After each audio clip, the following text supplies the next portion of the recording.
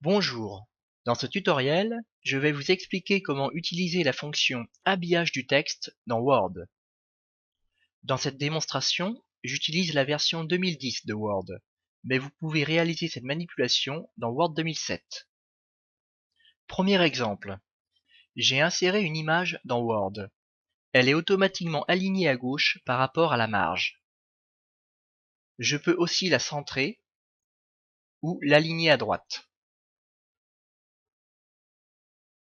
Mes options de déplacement sont toutefois très limitées, car je ne peux pas déplacer librement la photo sur la page.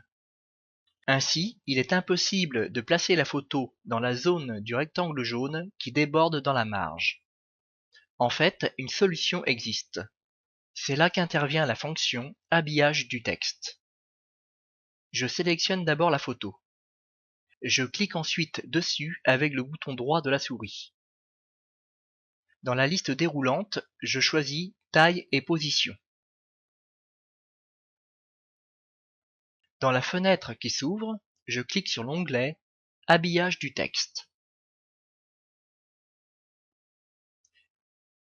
et je choisis Devant le texte.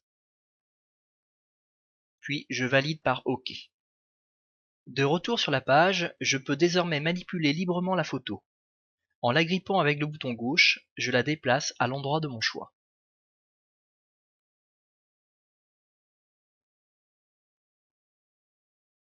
Je peux même la positionner dans les marges, ce qui peut être utile pour un logo.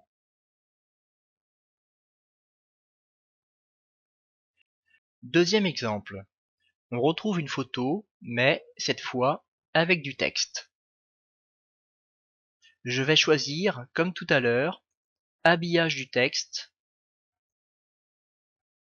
et devant le texte. L'image apparaît alors en surimpression devant le texte et en masque une partie, car j'ai choisi devant le texte. Le résultat n'est vraiment pas concluant. Je vais devoir choisir une autre présentation. Procédons de manière identique. Je clique sur l'image avec le bouton droit de la souris. Je choisis taille et position. Je clique sur l'onglet habillage du texte. Et cette fois, je sélectionne non plus devant le texte, mais encadré. Désormais, l'image forme un carré autour de mon texte. Le texte coulisse le long de l'image et je peux obtenir une présentation comparable à ce que l'on trouve dans les magazines.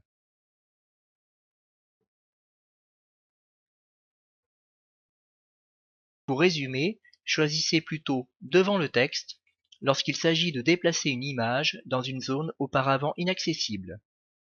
Par contre, choisissez plutôt encadré pour combiner de façon harmonieuse texte et image sur la page, un peu à la manière des magazines. Vous avez d'autres possibilités pour habiller votre texte par rapport à une image.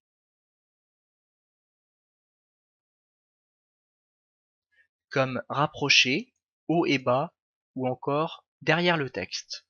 Je vous laisse les découvrir par vous-même. Personnellement, je les utilise très peu. Je me limite essentiellement aux variables devant le texte et encadré.